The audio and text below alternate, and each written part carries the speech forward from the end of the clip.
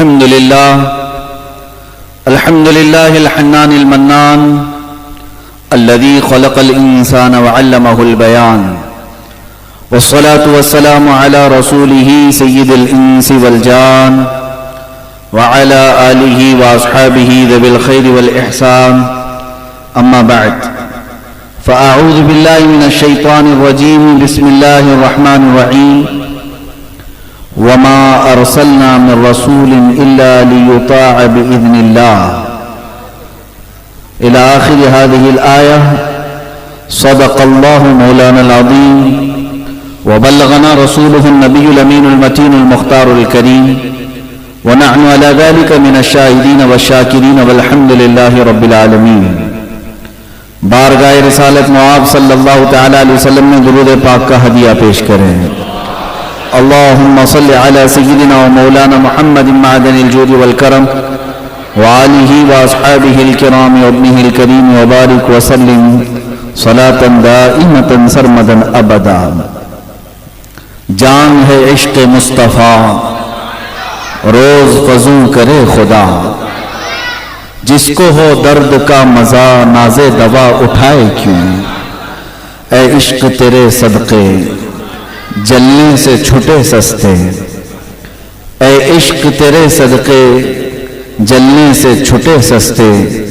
جو آگ بجھا دے گی وہ آگ لگائی ہے. عزیزان گرامی وقار، حاضرین اہل سنت، معمول کے مطابق ہر سال جس طرح 12 روزہ مجالس محفل میلاد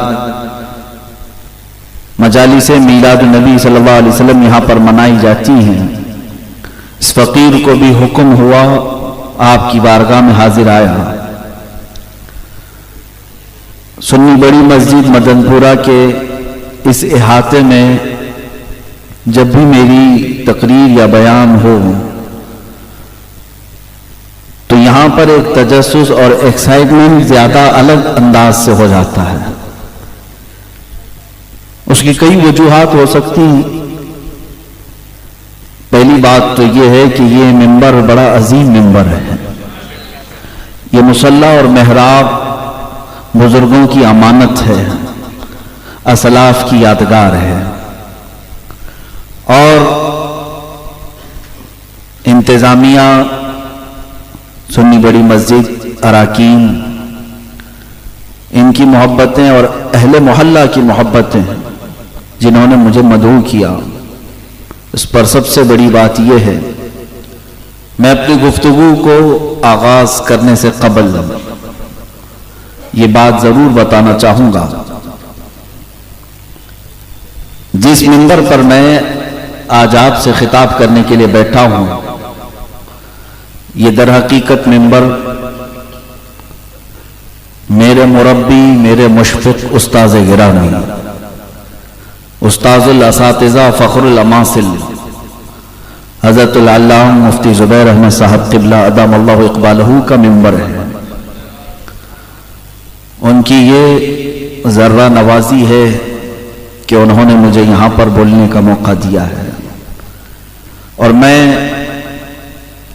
ان لوگوں کو بھی آج یہاں سے خطاب پہنچانا چاہوں گا جو لوگ حسد اور جلن کی آگ میں نہ جانے کیا کیا منصوبے بنا جاتے ہیں، اور کس کے درمیان اختلافات پیدا کر دیتے ہیں، کتنے لوگوں کے بیچ دیوار کھڑی کرنے کی کوششیں کرتے ہیں. لیکن ایک بات یاد رکھیں، اللہ مقلب القلوب ہے، وہ دلوں کو پھیرنے والا ہے. جن لوگوں کو اللہ جوڑ رکھتا ہے پوری دنیا انہیں توڑ نہیں سکتی.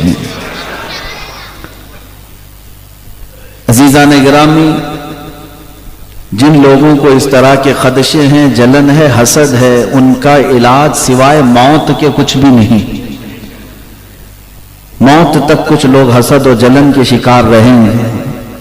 بہرحال میں نے یہ بات اس لیے عرض کی کہ آج جس طرح آپ کے سامنے میں حاضر آیا ہوں، یہ حکم کی تعمیل کرنے کے لیے کہ جو استاد گرامی، برادر گرامی حضرت العلامہ मुफ्ती ज़ुबैर अहमद साहब क़िबला अदामल्लाहु इक़बालहु ने जो मुझे हुक्म दिया, उस हुक्म की तामील करने के लिए हाजिर आया हूँ और ये बात भी बताने के लिए आया हूँ कि आज ही से नहीं, बचपन से लेकर अब तक हर दिन हर लम्हे हमारी जिंदगी में अगर कहीं पर भी कोई हमारी गाड़ी रुकती है तो हजरत ही हमें आगे बढ़ाते हैं।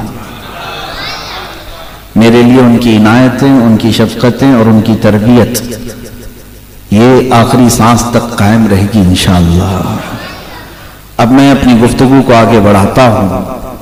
मुझे हुक्म हुआ है तहफ़्फ़ुज़ नामूस रिसालत और सहाबा इकराम का किरदार।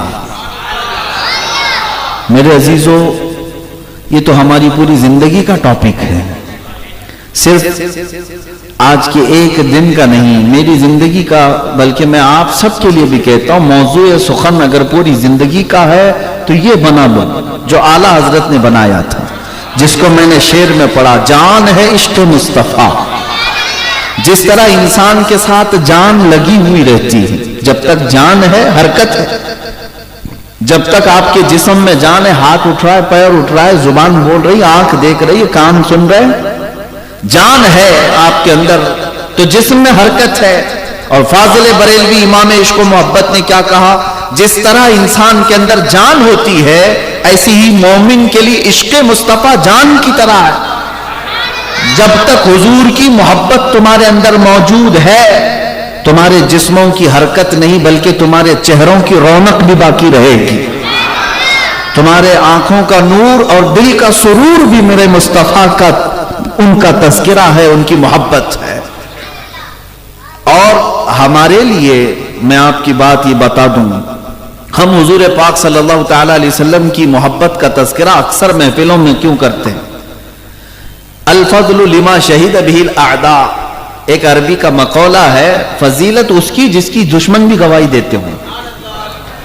हमारे जो दुश्मन हैं, जो हमें बरेलवी कहते हैं या हम सबको जिस तरह की वो तानो तशनी करते हैं और दुश्मनी में हमें बिदाती, गुमराह, न जाने क्या क्या कहते हैं, उन लोगों की जुबान से अगर मैं आपको बताऊं जो अहले सुन्नत व जमात बरेलवी तबके से सबसे ज्यादा नफरत करने वाले एक बड़े दानिश्वर ने, उनके एतबार से जो दानिश्वर है, उनका जो बड़ा खतीब है, वो अपने बयान में कहता है कि हुजूर पाक सल्लल्लाहु तआला अलैहि वसल्लम से जैसे सहाबा मोहब्बत करते थे, इस जमाने में वैसी मोहब्बत अगर कहीं देखना है तो बरेलवियों में देखो।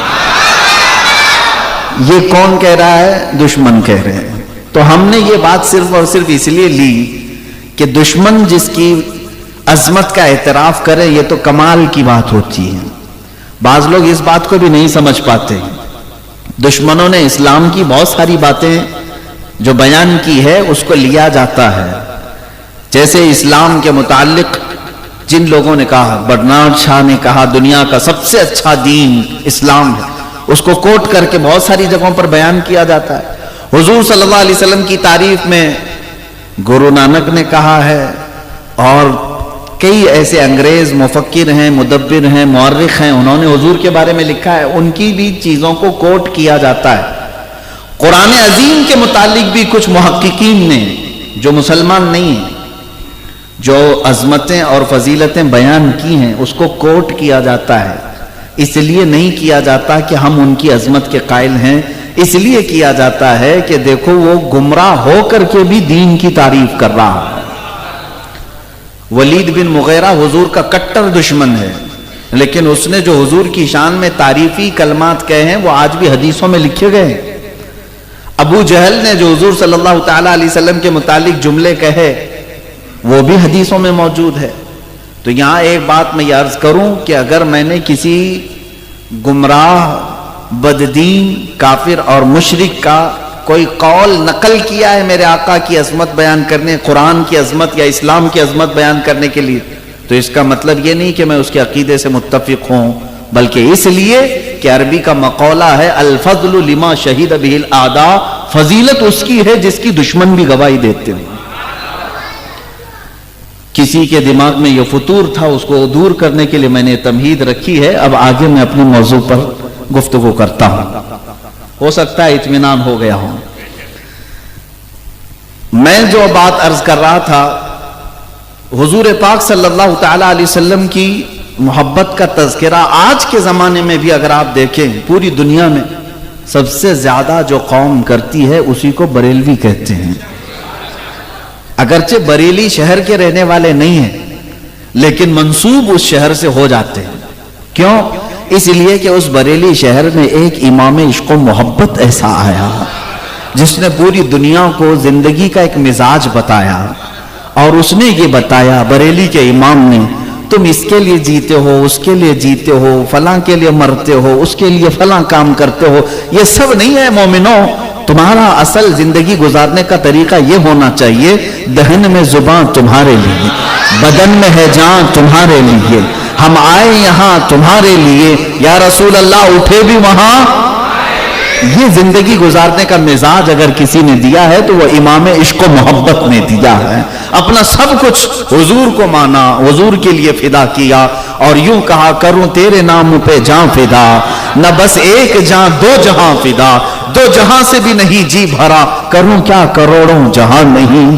یہ کس نے سکھایا ہمیں؟ یہ امام عشق و محبت اعلی حضرت نے سکھایا. اس لیے اس طبقے کو آج منسوب کر دیا جاتا ہے بریلی شہر سے. اب آگے میں بات بتاؤں، حضور پاک صلی اللہ تعالی علیہ وسلم کی محبت اور ان کا تذکرہ ہمارے لیے کیوں ضروری ہے؟ کیوں ضروری ہے؟ بعض تو یہ کہتے ہیں، بعض دیا بنا وابیا، ان کا کہنا یہ ہے کہ یہ لوگ غلو کر جاتے ہیں، اللہ کی وحدانیت اتنی نہیں بیان کرتے جتنا حضور کا تذکرہ کرتے ہیں، حضور کے عشق اور محبت کی بات کرتے ہیں. میرے عزیزو، بات در حقیقت یہ ہے کہ اللہ رب العزت کی تعریف اس وقت ہوتی ہے جب ہم حضور کی تعریف کرتے ہیں. یہ بھی ہمارے اعلیٰ حضرت نے یوں کر کے بتایا، حمد بیان کی اللہ کی، اللہ کی حمد بیان کی، لیکن کیسے بیان کی؟ وہی رب ہے جس نے تجھ کو ہمتن کرم بنایا، ہمیں بھیک مانگنے کو تیرا آستاں بتایا، تجھے حمد ہے خدایا، تجھے حمد ہے خدایا. یعنی اللہ کی تعریف بھی اگر سب سے بڑی تعریف ہے تو کیا کہا جائے؟ اس کی مخلوقات میں کروڑوں مخلوق ہیں، اگر کوئی تعریف کرنا چاہے اللہ کی تو یوں بھی کہہ سکتا ہے، یہ انسان ہے، کتنا بہترین اللہ نے اس کو بنایا ہے، یہ درخت ہیں، یہ پھل ہیں، یہ پودے ہیں، یہ پھول ہیں، یہ کیڑے مکوڑے ہیں، یہ جانور ہیں، یہ بہائم ہیں، پرندے ہیں، ان کو اللہ نے کیسی کیسی شکلیں دی. اس سے بھی تعریف ہوتی ہے. لیکن کائنات میں سب سے بڑی اگر تعریف ہے تو یوں کہا جائے گا، وہ رب کتنا عالی شان اعلیٰ ہے جو محمد جیسا انسان کامل پیدا کیا ہے. اسی لیے اقبال نے یوں کہا تھا، ہونا یہ پھول تو بلبل کا ترنم بھی نہ ہو، ہونا یہ پھول تو بلبل کا ترنم بھی نہ ہو، چمن دہر میں کلیوں کا تبسم بھی نہ ہو. اور کہتا ہے، اقبال کہتا ہے، ہونا یہ ساقی تو میں بھی نہ ہو، خم بھی نہ ہو، بزم توحید دنیا میں نہ ہو، تم بھی نہ ہو. اللہ کی وحدانیت بیان کرنا اگر کسی نے سکھایا ہے تو وہ محمد رسول اللہ نے سکھایا ہے. ہاں، یہاں سب کچھ تھا، سب کچھ تھا. اللہ کی وحدانیت، خانہ کعبہ کو پاک کرنے میں، طہارت اس کو بتوں کی آلائش سے کرنے میں میرے مصطفیٰ کریم صلی اللہ علیہ وسلم کا کردار ہے. اسی لیے اقبال کہتا ہے، بزم توحید دنیا میں نہ ہو، تم بھی نہ ہو، خیمہ افلاک کا استادہ اسی نام سے ہے، نبض ہستی تفش آمادہ اسی نام سے ہے، دشت میں دامن کوہسار میں میدان میں ہے، بحر میں موج کی آغوش میں طوفان میں ہے، چین کے شہر مراکش کے بیابان میں ہے، اور پوشیدہ مسلمان کے ایمان میں ہے. وہ نام مصطفیٰ صلی اللہ تعالیٰ علیہ وسلم ہی کی برکت ہے جو پوری کائنات شاد و آباد ہے. اور کیوں نہ ہم ان کا تذکرہ کریں؟ امام اہل سنت نے بھی ہمیں یوں بتایا، وہ جو نہ تھے تو کچھ نہ تھا، وہ جو نہ تھے تو کچھ نہ تھا، وہ جو نہ ہو تو کچھ نہ ہو، جان ہے وہ جہان کی، اور جان ہے تو جان ہے تو جہان ہے. اور اس مسئلے میں اب آپ کو اندازہ ہو جائے، صحابہ اکرام کا کردار میں ابھی بتاتا ہوں کہ صحابہ نے اپنی زندگی میں سب سے زیادہ اگر کسی چیز کی حفاظت کا خیال کیا ہے تو وہ ذات رسول پاک ہے، وہ ناموس رسالت ہے. حضور پاک صلی اللہ علیہ وسلم کی عزت ہی کو ناموس رسالت کہا جاتا ہے۔ ہو سکتا ہے آپ کے لیے نیا لفظ لگتا ہو، یہ کوئی نیا لفظ نہیں، حضور کی عزت کو ناموس رسالت کہا جاتا ہے۔ میرے آقا صلی اللہ علیہ وسلم کی عزت کی حفاظت کرنا یہی تحفظ ناموس رسالت ہے۔ اور صحابہ کرام رضوان اللہ تعالی علیہ مجمعین نے سب سے زیادہ اپنی زندگی میں کسی چیز کی حفاظت کا خیال کیا ہے تو وہ حضور کی عزت کا خیال ہے۔ اس سے زیادہ وہ کسی چیز میں بہت زیادہ اتنے سیریس نہیں ہوتے جتنا حضور کے معاملے میں ہوتے تھے، بہت زیادہ سیریس ہو جاتے، یہاں تک کہ انہوں نے اپنی ماں باپ کو بھی نہیں دیکھا، بھائی بہنوں کو بھی نہیں دیکھا، کسی کو نہیں دیکھا جب ناموس رسالت کی بات آئی۔ کیوں؟ صحابہ کو معلوم تھا خیمہ افلاق کا استادہ اسی نام سے ہے، پوری کائنات کا دار و مدار اس نام سے ہے۔ اور اسی کو اقبال نے کہا نا، ہمیں کرنی ہے شہنشاہ بطحا کی رضا جوئی۔ ہم سب یہ اگر سمجھ جائے نا، وہ صحابہ کی زبان ہے جو اقبال ترجمہ کر کے کہہ رہا ہے، ہمیں کرنی ہے شہنشاہ بطحا کی رضا جوئی، وہ اپنے ہو گئے تو رحمت پروردگار اپنی۔ اگر حضور ہماری طرف مسکرا کر کے دیکھ لیں تو پھر رب ذوالجلال کی ساری عنایتیں ہمارے ساتھ ہیں۔ اسی لیے اقبال نے یہ کہا تھا کہ ہمیں کرنی ہے شہنشاہ بطحا کی رضا جوئی، وہ اپنے ہو گئے تو رحمت پروردگار اپنی۔ صحابہ اکرام نے اس مسئلے کو سمجھ لیا تھا کہ اپنا خیال کرنا اہم نہیں ہے، یہاں پر اپنی اولاد، اپنی بیوی بچے اور اپنے گھر بار کا خیال کرنا اہم نہیں ہے۔ اگر ہم نے حضور پاک صلی اللہ علیہ وسلم کی عزت کا خیال کر لیا تو پھر ہماری تمام چیزیں تو اللہ خود ہی انتظام فرمائے گا۔ اس کا وعدہ ہے ان تنصروا اللہ ینصرکم، اگر تم اللہ کے دین کی مدد میں لگے ہو۔ اس سے مراد کیا ہے؟ رسول پاک صلی اللہ علیہ وسلم کی عزت ہی ہے، پورا دین یہی ہے جس کو اقبال یوں کہتا ہے، بمصطفیٰ برساں خیش کے دی ہما اوست، اپنے آپ کو حضور کے قدموں تک پہنچا دو، یہی دین ہے۔ دین کس کا نام ہے؟ حضور پاک صلی اللہ علیہ وسلم کے قدموں تک اپنے آپ کو پہنچا دو۔ اگر بؤن لسیدی تمام بولہبیست، اور اقبال نے یہ بھی کہا اگر تم وہاں تک نہیں پہنچ سکے تو پھر پوری زندگی ابو لہب کی طرح ہے، تمہاری زندگی ابو لہب کی طرح ہے کہ قریب بھی رہا لیکن ایمان نہیں لا سکا۔ میرے عزیزو مسلمانوں، اس بات کو سمجھ لینا، جو لوگ دنیا میں ہیلے بہانے کرتے ہیں، ابھی ہمارے ساتھ حالات بڑے خراب ہیں، ہم کہاں ابھی ناموس رسالت کی بات کریں ہیں، تو پھر یاد رکھنا کہ تمہاری عزتیں بھی خطرے میں ہے، تمہارا ایمان بھی خطرے میں ہے۔ تمہاری عزتیں تو جائیں گی ہی جائیں گی، لیکن ایمان بھی جانے کا ڈر ہے، اندیشہ ہے۔ اسی لیے میں وہ قول یاد کرتا ہوں تو یعنی رونگٹے کھڑے ہو جاتے ہیں۔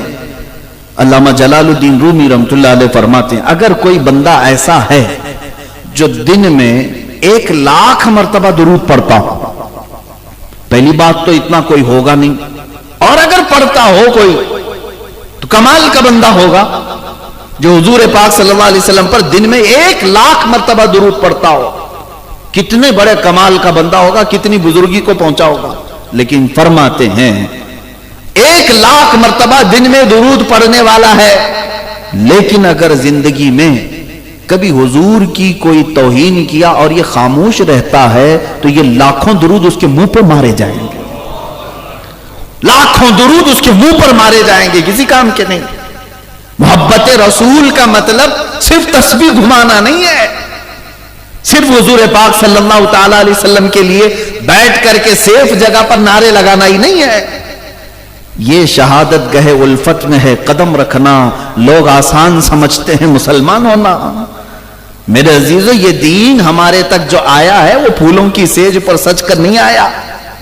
یہ دین حضور پاک کی عزت کو بچانے کے لیے جن لوگوں نے اپنی جانیں داؤ پر لگائی، وہ مکہ کی گلیاں آج تک گواہ ہیں جہاں بلال حبشی کو کھینچا جاتا تھا، جہاں خباب اور خبیب جیسے صحابہ کو سولی پر چڑھایا گیا تھا، سیدہ سمیہ کو شرمگاہ پر نیزہ مار کر کے شہید کیا گیا تھا، صرف نام مصطفیٰ کی وجہ سے۔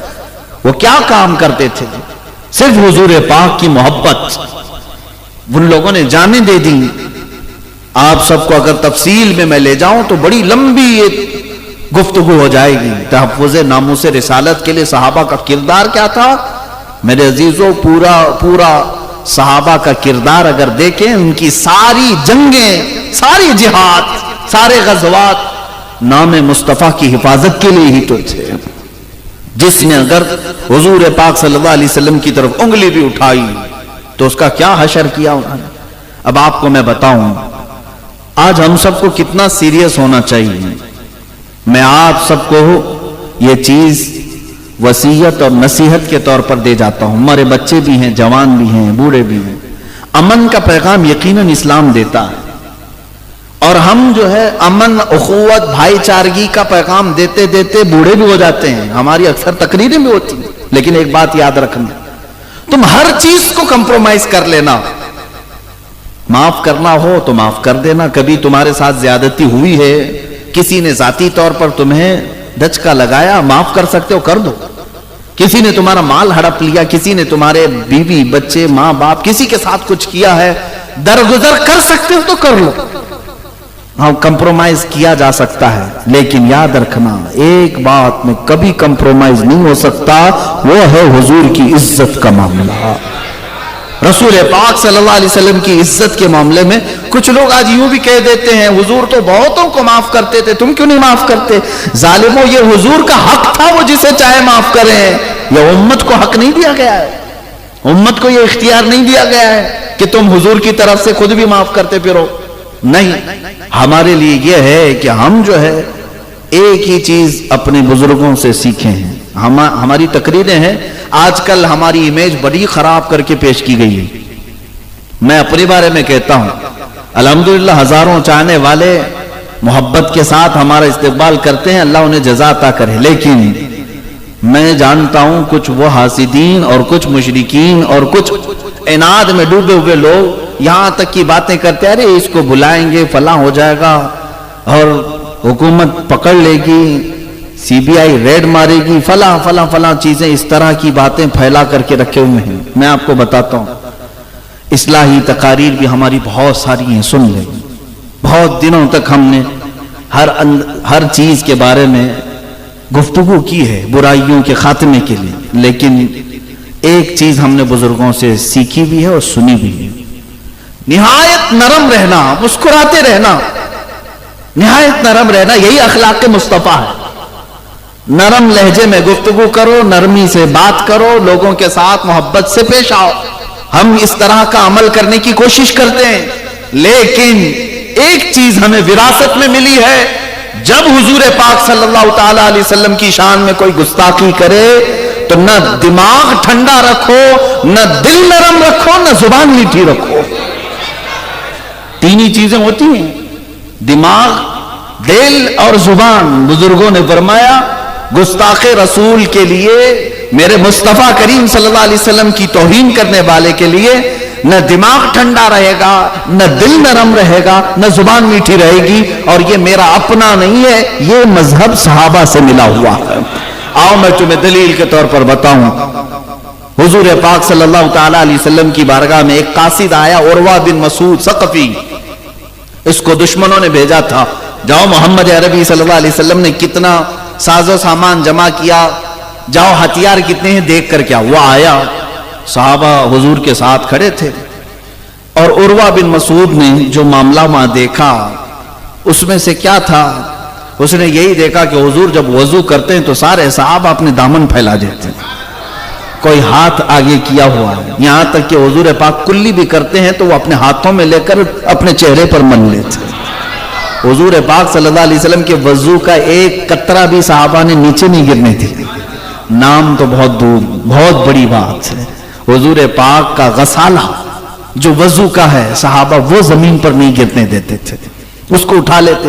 عروہ بن مسعود نے جا کر کے اپنے گھرو گھنٹالوں سے کہا تھا محمد پاک صلی اللہ تعالی علیہ وسلم نے ایسے فرزانے جمع کیے ہیں کہ ان کے کھکار کا تھوک بھی وہ نیچے گرنے نہیں دیتے، ان کا خون کہاں سے گرنے دیں گے ان کے پاس جو فوج ہے۔ لیکن ایک معاملہ پیش آیا تھا وہاں پر، عرب والے جب بات کرتے تھے تو یوں داڑھی پکڑ کر کے کبھی بات کرتے، داڑھی پر ہاتھ لگا کر کے بات کرتے۔ عروہ بن مسعود جب آیا قاصد بن کر کے حضور پاک صلی اللہ تعالی علیہ وسلم سے بات کرتے کرتے حضور کی داڑھی کی طرف ہاتھ لگا رہا تھا۔ حضرت ابو بکر صدیق موجود تھے، بغل میں ہی تھے۔ آپ نے جیسے ہی دیکھا اس کے ہاتھ کو جھٹک دیا, نیچے کر دیا. اس نے کہا ابو بکر یہ کیا کر رہے ہو؟ کہا خبردار ہاتھ اٹھا کے مت بات کرنا. اس نے دوبارہ حضور کی طرف, داڑھی کی طرف ہاتھ لگا کر کے بات کرنا چاہا. صدیق اکبر نے دوسری بار جھٹکا دے کر کے اس کے ہاتھ کو نیچے کیا, اور جلال نے اس کو سخت الفاظ میں کہا اگر اس کے بعد تیرا ہاتھ اٹھا تو تیرے مونڈھے سے یہ ہاتھ الگ ہو جائے گا. وہ ہاتھ میں برداشت نہیں کروں گا جو میرے نبی کی طرف اٹھ کر کے بات کرے. اور اس کے بعد اس نے کہا یہ تو ہمارے عرب کا دستور ہے, ہم اس طرح سے بات کرتے ہیں. حضرت ابو بکر نے کہا وہ اور ہوں گے جن کی داڑھی پر ہاتھ لگا کر بات کرتا ہے, یہ میرے اللہ کا رسول ہے, یہ رسول پاک صلی اللہ علیہ وسلم. یہاں بڑے بڑے صحابہ آنکھ اٹھا کر بات نہیں کرتے, تو ہاتھ اٹھا کر کیسے بات کرے؟ میرے عزیزو, صحابہ اکرام رضوان اللہ تعالی علیہ مجمعین نے ان تمام چیزوں کا بھی خیال رکھا ہے. کسی دشمن کو وہاں تک پہنچنے دینا تو بہت دور کی بات ہے. تحفظ ناموس رسالت جس کو آج کہہ رہے ہیں ہم, یہ آسان لفظ ہے بولنے میں, عمل کرنا اتنا ہی دشوار ہے. میں سمجھتا ہوں زندگی کا سب سے کٹھن امتحان تحفظ ناموس رسالت پر چل کے دکھاؤ. سب سے کٹھن امتحان ہے. پوری دنیا تمہاری مخالف ہو جائے, پوری دنیا تمہاری دشمن بن جاتی ہے, اس لیے کہ یہ لفظ کوئی جلدی برداشت نہیں کر پاتا. حضور پاک کی عزت کی بات کرنے والا دنیا کو زیر و زبر کر دیتا ہے, دنیا کو پتا ہے. اسی لیے تو اقبال نے کہا تھا یہ فاقہ کش موت سے ڈرتا نہیں, ذرا روح محمدی اس کے بدن سے نکال دو. سارے انگریز یہی کہتے ہیں سب کچھ ان کو دے دو آزادی, ساری آزادی دے دو ان کو, نمازوں کی آزادی, اذانوں کی آزادی, جماعت کی آزادی, ان کو کپڑے پہننے کی آزادی, ٹوپی رکھیں, داڑھی رکھیں, سب کر لیں, عیدگاہ میں نماز پڑھ لیں. لیکن کبھی بھی یہ نظام مصطفیٰ اور نام مصطفیٰ پر مرنے والی باتیں نہ کریں. یہ چیز ان کے لیے ڈینجر ہے. اور یہ باتیں اگر کوئی کرتا ہے تو الحمدللہ وہی لوگ کرتے ہیں جن کو اعلیٰ حضرت جیسے امام عشق و محبت کی صحبت ملی. میرے عزیزو, اب تحفظ ناموس رسالت کی بات میں کروں. حضور پاک صلی اللہ علیہ وسلم کی عزت کے لیے صحابہ کیا کیا کرتے تھے جانتے ہیں آپ؟ ایک صحابی حضرت ابو قتادہ رضی اللہ تعالی, جنگ احد کے موقع پر حالات بڑے شدید ہو گئے تھے, حالات بڑے شدید ہو گئے. پہلی جنگ تو بدر ہے, چلے وہاں سے میں بیان کرتا ہوں. بدر کی جنگ جو ہوئی اس میں 313 صحابہ آئے تھے حضور پاک صلی اللہ علیہ وسلم کے ساتھ. بدر ایک علاقے کا نام ہے, میدان ہے. اب میں آپ کو بتاؤں حضور پاک صلی اللہ تعالی علیہ وسلم کی عزت کی بات ہی تو تھی جو صحابہ نکلے تھے. اور کس طرح سے نکلے ہیں لوگ؟ ان کے پاس کل ملا کر کے پورے 313 کے پاس صرف 2 اونٹ آئے ہیں یا 4 اونٹ آئے ہیں. سب کے پاس تلواریں نہیں, گھوڑے سب کے پاس نہیں, 8 یا 10 گھوڑے ہیں, باقی سب پاپیادہ پیدل چلنے والے. آج میں اندازہ کرتا ہوں مدینہ طیبہ سے لے کر بدر جانے کا راستہ 160 کلومیٹر کا ہے, اور بیچ میں کئی پہاڑیاں ہیں, کئی ہزار پہاڑیاں آ جائیں گی. گرم پتھروں والی زمین ہے, بیچوں بیچ کہیں کوئی درخت تک نظر نہیں آتا. ہم ہر سال الحمدللہ جب بھی زیارت کا موقع ہوتا ہے جایا کرتے بدر میں. ایسی بس میں بیٹھ کر کے تھکان ہونے لگتی ہے, اور وہ رسول پاک کے فرزان ہیں, پیدل اتنا لمبا سفر کر کے گئے تھے. کئی صحابہ ایسے جن کے پیروں میں چپل بھی نہیں تھی. یہ وہ صحابہ ہیں جنہوں نے پہاڑوں کو کراس کر دیا اور بدر تک پہنچے. پہنچنے کے بعد بھی میرے آقا نے فرمایا تم میں سے اگر کوئی چاہتا ہے واپس پلٹ کر جانا مدینے تو جا سکتا ہے. جانتے ہیں اس میں سے حضرت مقداد ایک صحابی ہیں, وہ کیا کہتے ہیں, یا رسول اللہ ہم بنی اسرائیل میں سے نہیں ہیں جنہوں نے موسیٰ علیہ السلام سے کہا تھا آپ جائیے اور آپ کا رب جائیے لڑائی کیجئے. یا رسول اللہ ہم امت محمدیہ میں ہیں, ہم اپنے خون کا آخری قطرہ بھی پیش کریں گے, واپس پیچھے مڑ کر نہیں دیکھیں گے. حضور پاک صلی اللہ علیہ وسلم کے لیے آئے جن کے ہاتھوں میں تلواریں. حضرت عکاشہ ایک صحابی ہیں, کہتے ہیں کچھ لوگوں کے پاس تو تلواریں تھی اور کچھ کے پاس ایسی تھی جسے سبزی بھی نہیں کٹتی تھی، لیکن حوصلے بڑے جوان تھے، حوصلے بڑے پرعزم۔ ہاں یا رسول اللہ صلی اللہ علیہ وسلم، خالی ہاتھ آ گیا ہوں، میرے پاس اتنے پیسے بھی نہیں تھے کہ میں کوئی ہتھیار خریدتا، اور یہاں مکہ کے کفار و مشرکین دندناتے ہوئے آئے ہیں۔ حضور پاک نے فرمایا جاؤ کوئی لکڑی ہی لے لو۔ وہ کہتے ہیں کھجور کی ٹہنی کی ایک سوکھی ہوئی لکڑی مجھے ملی، میرے آقا صلی اللہ علیہ وسلم نے اس پر ہاتھ پھیر کر مجھے دیا، میں اسی سے لڑتا رہا اور کئیوں کو اسی سے مارا۔ صحابہ کا یہ حوصلہ تو دیکھیں، انہیں توکل اور یقین ایسا تھا کہ ہم جس کام کے لیے نکلے ہیں اس میں صرف نکلنا ہمارا کام ہے، باقی پورا کرنا یہ اللہ کا ہے، کیونکہ وہ نام مصطفیٰ پر نکلے ہوئے ہیں۔ یہی ہے ناموس رسالت پر نکلنے والے کا توکل ہونا چاہیے، یقین ہو۔ جگہ جگہ اسباب کی کمی، جگہ جگہ دشمنوں کی بہتات، لیکن اللہ ہر گھڑی اس کے ساتھ ہوتا ہے، رب ذوالجلال ان کے ساتھ ہے۔ اسی میدان بدر کا وہ دردناک منظر جب بیان کیا جاتا ہے میرے عزیزو، ایمان تازہ ہوتا ہے۔ دو چھوٹے بچے حضور کی بارگاہ میں آئے، کہا یا رسول اللہ ہمیں بھی لڑنے کی اجازت دی جائے۔ میرے آقا نے فرمایا نہیں، بچوں پر جہاد نہیں، تم اپنے گھر رہو۔ وہ سب دونوں بچے ضد کرنے لگے، 12-13 سال کے تھے یا 15 سال سے کم کی عمر کے تھے۔ اتنی کم عمر میں یہاں تو پب جی میں زندگی گزار رہے ہیں 20-22 سال کے لوگ، پوری راتیں ان کی برباد ہوتی موبائل انٹرنیٹ پر۔ وہ 12-13 سال کے بچے ناموس رسالت کی بات کر رہے تھے، آئے حضور کی بارگاہ میں۔ جب میرے آقا نے منع کیا تو رونے لگے، زور زور سے رونے لگے، اور میرے آقا صلی اللہ علیہ وسلم کی ایک عادت کریمہ کہ کسی کا رونا حضور کو برداشت نہیں ہوتا تھا۔ آپ نے فرمایا جاؤ صفوں میں کھڑے ہو جاؤ۔ وہ صفوں میں کھڑے ہو گئے، کندھے سے کندھا نہیں مل رہا تھا، پتھر اٹھا لائے اس پر کھڑے ہو گئے، اور صحابہ سے ملایا، شانے سے شانہ مل گیا، جانے کا بہانہ مل گیا۔ حضور پاک صلی اللہ علیہ وسلم نے فرمایا ٹھیک ہے، ان کے جذبے کو دیکھ کر اجازت دی جائے۔ اب میں آپ کو بتاؤں، 313 صحابہ ایک طرف، پورے صحابہ میدان بدر میں معاذ اور معوذ رضی اللہ عنہ، افرا نام کے جو مدینہ طیبہ کے رہنے والے، ان کے یہ دونوں بیٹے تھے، کسان کے بیٹے تھے، آئے۔ حضرت عبد الرحمن بن عوف کہتے ہیں میں میدان بدر میں دوپہر کا وقت تھا، یہ دونوں بچوں کا میرے سے سامنا ہو گیا۔ وہ دونوں پوچھنے لگے چچا جان ابو جہل کس کا نام ہے؟ وہ جانتے تک نہیں تھے۔ حضرت عبد الرحمن بن عوف کہتے ہیں تم کیا کرو گے اس کا؟ وہ دونوں کہنے لگے اس لیے کہ ہم نے سنا ہے ہمارے نبی کو گالیاں دیتا ہے۔ یہ ہے ناموس رسالت پر فکر کرنا، برداشت نہیں ہوتا۔ چچا جان بتائیں۔ حضرت عبد الرحمن ان کے جذبے کو دیکھ کر مسکرائے، کہا وہ سردار قریش ہے، وہ پہلوان ہے مکہ کا، اس کے ارد گرد کئی لوگ ہوتے ہیں۔ تو یہ بات ان بچوں کو سمجھا رہے تھے۔ اتفاق کی بات ایسے کہ ابو جہل سامنے سے گزر رہا تھا۔ حضرت عبد الرحمن بن عوف کہتے ہیں لگے ہاتھوں میں نے بچوں کو کہہ دیا وہ جو جا رہا ہے نا وہی سردار قریش، معاذ اور معوذ۔ حضرت عبد الرحمن کہتے ہیں میری بات ابھی کمپلیٹ بھی نہیں ہوئی تھی، چیل کی طرح یہ جھپٹ گئے اس پر، اور جس غرور اور گھمنڈ میں وہ چلتا تھا ابو جہل، اسے کبھی یہ ایکسپیکٹیشن بھی نہیں تھا کہ کوئی بچہ قریب آتا ہے۔ اور وہ گھوڑے پر سوار تھا، ان دونوں بچوں میں سے ایک نے اس کے ٹانگوں پر مارا گھوڑے کی، وہ نیچے زمین پر آیا، دوسرا سینے پر بیٹھ گیا، اور دونوں نے مل کر کے اس کی گردن الگ کر دی۔ تاریخ میں یہ موجود ہے۔ 313 صحابہ بدر میں تھے، اسی لیے کسی نے کیا خوب کہا، اوروں نے اگر کافروں کو مارا ہے تو ان بچوں نے پورے کفر کو مارا ہے۔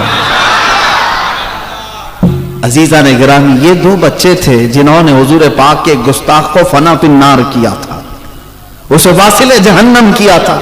یہ بچے کہاں پیدا ہوئے؟ کس گھر میں؟ یہ اس گھر میں پیدا ہوئے جہاں باپ کو محراب عبادت میں دیکھا کرتے، تو ماں سے قرآن کی لوریاں سن کر کے سویا کرتے تھے۔ ان کی تربیت میں ماں باپ کا عمل دخل رہا ہے، جنہوں نے ہر گھڑی ہر لمحہ اپنے بچوں کو یہ کہا تھا اے بچوں ہماری زندگی کچھ بھی نہیں، اگر حضور کی زندگی سلامت ہے تو سب سلامت ہے۔ ان بچوں کو مدینے کی عورتیں یہ سکھاتی تھی رات بھر کہ رسول پاک کی عزت اور ان کا نام سلامت ہے تو سمجھ لو ہم سب سلامت ہیں. اور وہیں سے یہ بچے پلے تھے. لیکن میرے عزیزو ایسا نہیں ہے کہ ان بچوں کے ساتھ کچھ نہیں ہوا. ان میں سے ایک بچے معاذ، ان کے کندھے پر ایک کافر نے تلوار ماری، ہاتھ الگ ہو گیا لیکن بغل کی چمڑی سے لٹک رہا تھا. اس بچے نے اپنے دوسرے ہاتھ میں تلوار اٹھائی، پھر میدان میں آیا. ہماری انگلی بھی کٹے نہ تو ہم بھاگ جائیں، ناخن اکھڑ جائے تو ہم بیٹھ جائیں پٹی کرنے کے لیے. ہاتھ الگ ہوا ہے مونڈے سے اور چمڑی سے صرف لٹک رہا ہے. اور وہ کرکٹ کا گراؤنڈ نہیں ہے، فٹ بال کا گراؤنڈ نہیں ہے، میدان جنگ ہے. ہر گھڑی تلواروں کی آواز، نیزوں کی بوچھار کی آواز. یہ جذبہ آتا کہاں سے ہے؟ یہ جذبہ اسی وقت آتا ہے جب حضور پاک کی محبت میں کوئی فنا ہوتا ہے. میرے عزیزو، اس بچے نے دوسرے ہاتھ میں تلوار لی اور میدان میں کودتا رہا. صحابہ کہتے ہیں ہم نے وہ منظر بھی دیکھا کہ اس بچے نے بار بار یہ ہاتھ لٹک کر کے سامنے آ رہا تھا تو اپنے پیر میں ہاتھ کو دبا کر کھینچ کے نکال دیا، کھینچ کے نکالا اور پھینک دیا. اور کیا کہا جانتے ہیں؟ مجھے اس ہاتھ کی ضرورت نہیں جو اللہ کی رضا میں خلل پیدا کر رہا ہوں. میرے مصطفیٰ کے لیے لڑنے آیا ہوں، خلل پیدا کر رہا. یہ دونوں بچے اس میدان بدر میں شہید ہوئے، ان کو شہید کیا گیا. آج بھی ان کا نام وہاں پر بدر کے میدان میں جلی حرفوں سے لکھا ہوا ہے. لاکھوں سلام ان کی تربت پر جن پر ہم سب کی زندگیاں ان کے ناخن تک بھی نہیں پہنچ سکتی. یہ ہے تحفظ ناموس رسالت. کیا ان کے سامنے جوانی نہیں تھی؟ کیا ان کی کوئی زندگی نہیں تھی؟ وہ کسی کے بیٹے نہیں تھے؟ کیا ان کے باپ نے واویلا کیا، ان کی ماں نے ماتم کیا، میرے دونوں لال چلے گئے؟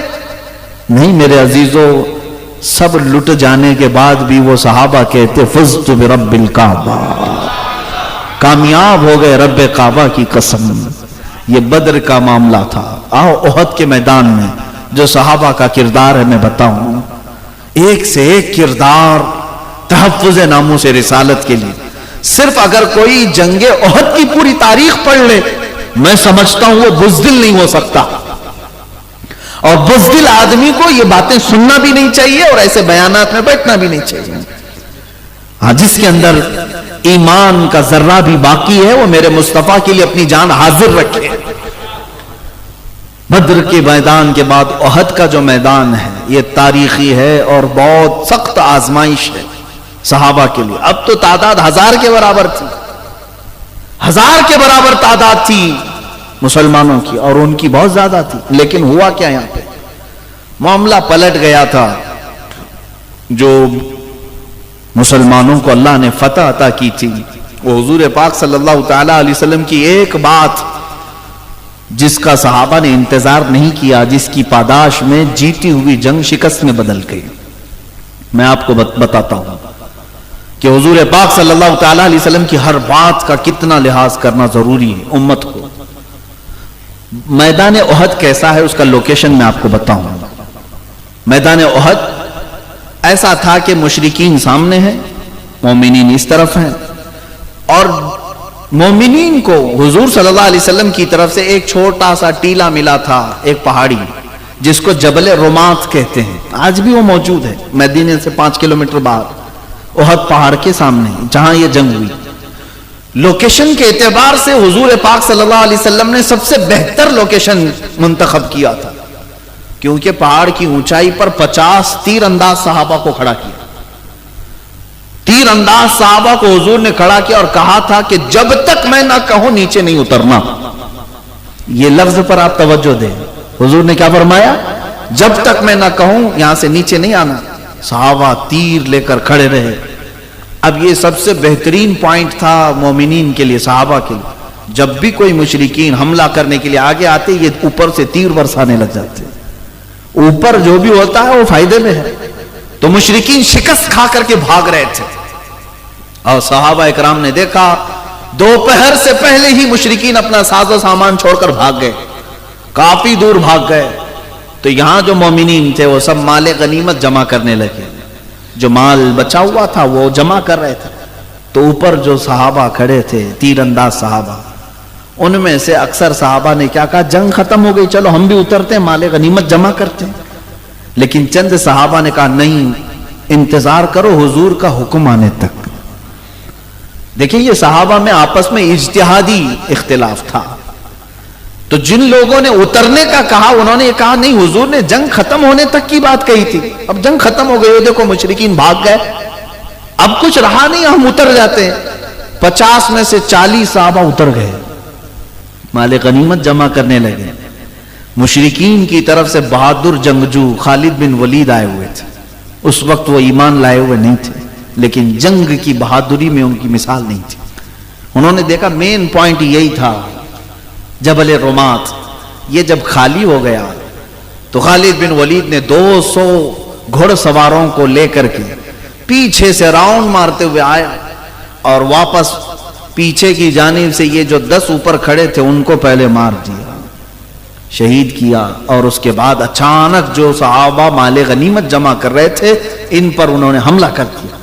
اب جو مشرکین بھاگے ہوئے تھے وہ بھی پلٹ آئے، ادھر سے وہ پلٹ آئے، پیچھے سے خالد بن ولید کی فوج، بیچ میں مسلمان پس گئے، جس میں 70 صحابہ کی جانیں گئی. 70 صحابہ کی جانیں گئی. یہ احد کا معرکہ جو ہے بڑا تفصیلی ہے، میں شارٹ بیان کر رہا ہوں. 70 صحابہ کی جانیں گئی. یہی وہ جنگ ہے جس میں امیر حمزہ کا کلیجہ چبایا گیا تھا. سینہ چاک کر کے ہندا نے کلیجہ نکالا اور کچا چبایا تھا. یہی وہ جنگ ہے جس میں حضرت عبداللہ بن جہش صحابی رسول ہیں، جن کی انگلیاں پوری کاٹی گئی، ہونٹ کاٹے گئے، ناک کاٹی گئی، کان کاٹے گئے، دانت توڑے گئے، ایک ایک ٹکڑا کر کے سوئی سے ہار بنایا گیا، پیرو کر کے ایک رسی میں ڈال کر کے ہار بنایا گیا ان کے ٹکڑوں کا. اور مشرکین نے وہ ہار پہن کر کے فخر سے اعلان کیا تھا عبداللہ بن جہش کے گوشت کے ٹکڑے ہیں. صحابہ کے ساتھ یہ معاملہ ہوا احد کے میدان میں. یہی وہ احد کا میدان ہے جس میں رسول پاک صلی اللہ علیہ وسلم پر ایک ظالم نے لوہے کی ٹوپی ماری تھی جس سے 2 دانت مبارک شہید ہوئے تھے. یہ سب کیوں ہوا تھا جانتے ہیں؟ صرف اور صرف ایک بات تھی. میرے آقا نے فرمایا تھا جب تک میں نہ کہوں نیچے مت آنا. بات سمجھ رہے ہیں؟ قرآن میں اللہ نے فرمایا، اللہ تبارک و تعالیٰ نے فرمایا فَلْيَحْذَرِ الَّذِينَ يُخَالِفُونَ عَنْ أَمْرِهِ، لوگوں کو چاہیے کہ میرے رسول کے حکم کے خلاف کرنے سے بچیں، ورنہ کیا ہوگا؟ ان تصیبہم فتنہ او یصیبہم عذاب علیم. رب تعالیٰ فرماتا ورنہ اللہ تم کو فتنے میں مبتلا کرے گا یا دردناک عذاب میں گرفتار کرے گا. یہ 2 چیزیں ہو سکتی ہیں. حضور کے بارے میں اگر تم نے خیال نہیں کیا، حضور کی حدیثوں کو ہلکے میں لیا، تو پھر یا تو فتنے میں مبتلا ہوگی امت یا پھر دردناک عذاب میں گرفتار ہوگی. ارے وہاں 70 صحابہ کی جانیں گئی. میں کہتا ہوں آج 7 لاکھ جانیں ہماری جا رہی ہوں گی صرف اسی بنیاد پر کہ یہ رسول پاک کے حکم کو اہمیت نہیں دے رہی امت. کیا چیخ چیخ کر کے مبلغین اور علماء نہیں بیان کر رہے ہیں آ جاؤ حضور کے طریقے پر؟ یہاں پر منہ پھیر کر کے چل پڑتے ہیں. تو پھر جانے تو جانی ہے نا اپنی. حضور کی مخالفت کرنا معمولی بات نہیں، ہزاروں نہیں لاکھوں جانے جائیں گی.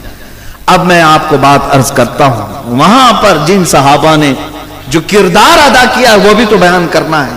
چلیں ایک خطا تھی، اجتہادی خطا، جس کی وجہ سے 70 جانیں گئی. لیکن صحابہ میں جو حضور کے لیے تڑپ تھی، جو جانثاری تھی، پوری زندگی کہیں مطالعہ کر کے لاؤ، کسی کے پاس ایسی جانثاری نہیں مل سکتی، نہیں ملے گی.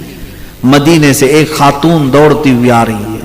بیچ راستے میں اس کو کسی نے کہا بی بی جان تمہارے شوہر شہید ہو گئے. وہ کہتی ہے انا للہ و انا الیہ راجعون. آگے بڑھی، کسی نے پھر بیچ راستے میں اس خاتون سے کہا تیرے بھائی کا انتقال ہو گیا احد کے میدان میں.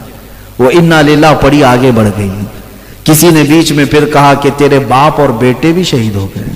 عورت کے 4 ہی تو رشتے ہیں اہم، باپ ہے، بیٹا ہے، بھائی ہے اور شوہر ہے.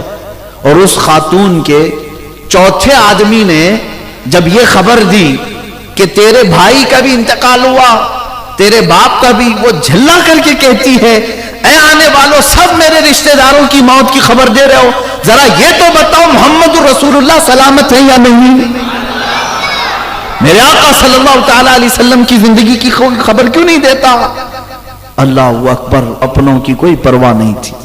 اور جس آنے والے نے یہ کہا نہیں میرے آقا سلامت ہیں، تو وہ کھل کر کے کہتی ہے اگر میرا چاند سلامت ہے تو میری پوری کائنات سلامت ہے. اس عرب خاتون کو تو دیکھیں، اگر رسول اللہ سلامت ہیں تو میری پوری کائنات سلامت ہے. وہ صحابہ کا ہی تو عقیدہ تھا جس کو بریلی کے امام نے ترجمہ کر کے یہ ہمیں بتایا تھا. ان کا عقیدہ تھا بیٹا گیا ہے تو نام مصطفیٰ پہ گیا ہے، بھائی گیا ہے، باپ گیا ہے، لیکن پھر ہم ان کو یہ یقین تھا کون دیتا ہے دینے کو منہ چاہیے، دینے والا ہے سچا. ہاں، ان کے پاس نبی پاک صلی اللہ تعالی علیہ وسلم کی ذات تھی، تو جتنا کچھ جائے میرے مصطفیٰ کریم کی بارگاہ تو وہ ہے جہاں اگر حضرت علی سو جائیں تو سورج کو پلٹایا جا سکتا ہے. تو سورج پلٹ کے آ سکتا ہے تو رشتے کیوں نہیں مل سکتے؟ صحابہ کا عقیدہ تھا، اس لیے سب ان کے نام پر فدا کرتے تھے. ایک اور خاتون کی بات میں کروں، ایک اور خاتون مدینے کی، میدان احد میں آئی دوڑتی ہوئی. جوان بیٹے کا انتقال ہو گیا تھا، جوان بیٹے شہید ہو گئے. یہ تحفظ ناموس رسالت اسی کو کہتے ہیں، سب کچھ لٹا دینا اور پھر کہنا کہ حق تو یہ ہے کہ حق ادا نہ ہوا.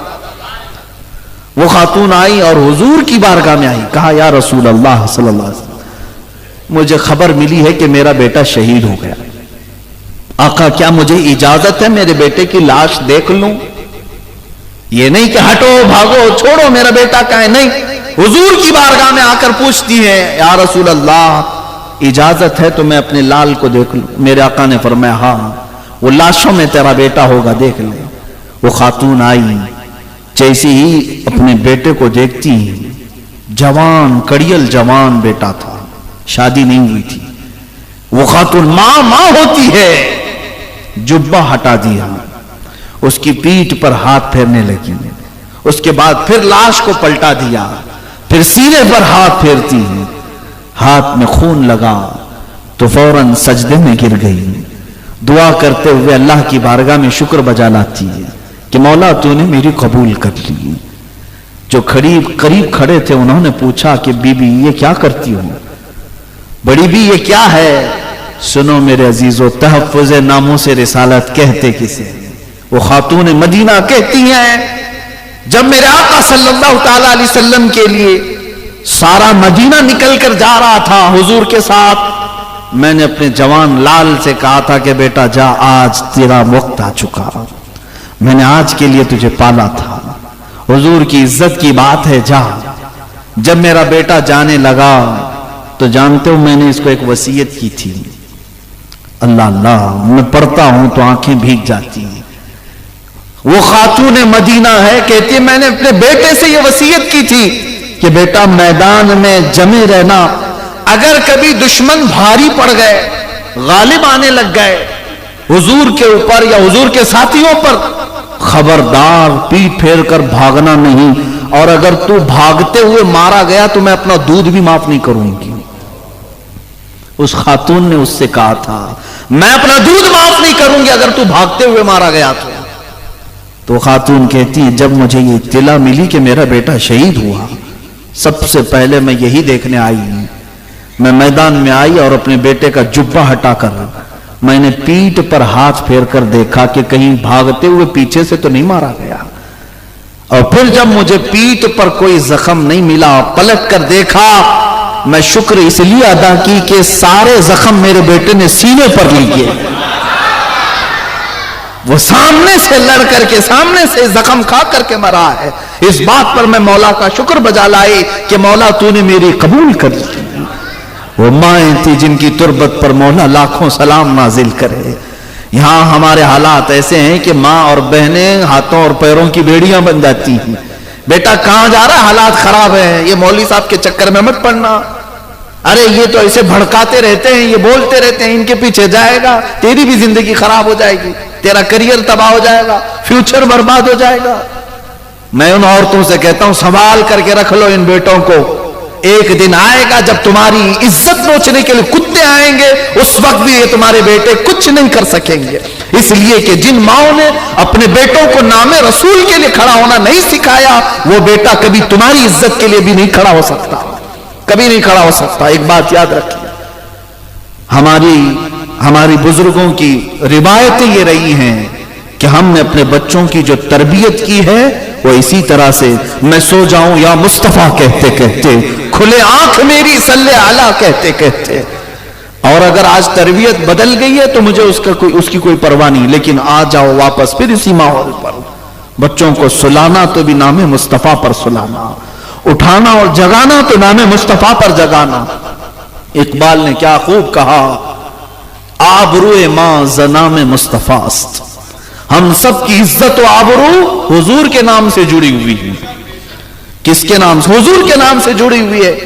اگر تمہاری عزت سلامت آج عزت ہے تمہاری تو حضور کے نام کی وجہ سے۔ میں آپ سب سے میں گفتگو کرتا ہوں، میری تقریر کا کہاں ہے کوئی عطا پتہ ہی نہیں، تقریر کرنے کا میرے پاس ڈھنگ بھی نہیں، انداز بھی نہیں، مقرر نہیں، جذبات آپ کے سامنے رکھنے کا عادی ہوں۔ مجھے یہ بتاؤ یہ ممبر مجھے کیوں دیا آپ نے؟ میں کون ہوتا ہوں؟ میرا کیا اگلا پچھلا پس منظر ہے؟ یہ ممبر یا بڑے سے بڑے ممبر پر اگر یہ مومنین اٹھا کر مجھے بٹھاتے ہیں تو صرف اس بات پر کہ یہ مصطفیٰ کی بات کرتا ہے، باقی کچھ نہیں۔ ہماری عزتیں حضور کے نام سے جڑی ہوئی ہیں۔ حضرت عمر فاروق رضی اللہ تعالیٰ عنہ کو جب لوگوں نے امیر المومنین کے نام سے پکارا، نعرہ لگایا گیا نا امیر المومنین، تو آپ کے آنکھوں سے آنسو نکل آئے۔ لوگوں کو جمع کر کے کہا، اے لوگوں میں بتاتا ہوں، میں خطاب کا بیٹا عمر ہوں۔ ان کے باپ کا نام خطاب، کہتے ہیں بچپن میں 2 بکریاں نہیں سنبھال پاتا تھا، لائن میں نہیں لگا پاتا، میرا باپ مجھے بار بار مارتا تھا، میں بہت مار کھایا اپنے باپ سے، لیکن آج 36 لاکھ اسکوائر کلومیٹر پر تنہا عمر کی حکومت ہے، جس میں مصر بھی تھا، ایران بھی تھا، یمن بھی تھا، عراق بھی تھا، فلسطین بھی تھا، پورا عرب نجد و حجاز بھی تھا، تنہا حضرت عمر فاروق کی نگرانی میں تھا۔ حضرت عمر کہتے ہیں بچپن میں جس کو 2 بکریاں سنبھالنی نہیں آتی، آج وہ 36 لاکھ اسکوائر کلومیٹر پر تنہا حکومت کرتا ہے۔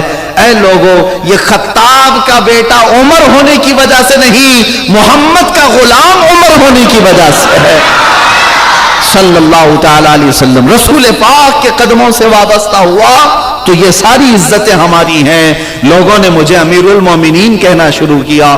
لوگوں، صرف نام عمر ہے، عمر نام ہونے سے ہر کوئی فاروق نہیں بنتا۔ ابو جہل کا بھی نام عمر تھا، لیکن بات یہ ہے کہ عمر ہو تو قدموں پہ نچھاور ہو۔ اور ان صحابہ کو دیکھیں، میرے آقا کی نسبت ہی تو ہے حضور کے لیے۔ وہ جب جان دینے کی بات کرتے تھے تو مولا نے کہاں کس اوج پر پہنچایا، ایک عرب نے آدمی کا بول بالا کر دیا، خاک کے ذروں کو ہمدوش سریا کر دیا، خود نہ تھے جو راہ پر اوروں کے ہادی بن گئے، کیا نظر تھی جس نے کہ مردوں کو مسیحا کر دیا۔ میرے آقا صلی اللہ تعالیٰ علیہ وسلم کی عنایتوں نے انہیں کہاں پہنچایا۔ عزیزان گرامی، ان خواتین کی بات میں کر رہا تھا جو اپنے لال اور اپنے بیٹوں کی شہادت پر بھی ماتم نہیں کرتی، بلکہ یوں کہتی، مولا میری زندگی وصول ہو گئی، میرا بیٹا تیرے حبیب کے نام پر کام آ گیا۔ آج گھروں میں بزدلی کو ختم کریں۔ میں یہ نہیں کہتا کہ ہر کسی کو مرنے مارنے کے لیے بھیج دیں، میرے عزیزو، اسلام یہ بھی سکھاتا ہے۔ میرے آقا صلی اللہ علیہ وسلم نے فرمایا، لا تتمنوا لقاء عدوکم، تم دشمن سے مڈبھیڑ اور جنگ کرنے کی تمنا مت کرنا کہ ابھی جنگ ہو جائے، ابھی ماریں گے، یہ تمنا بھی مت رکھنا۔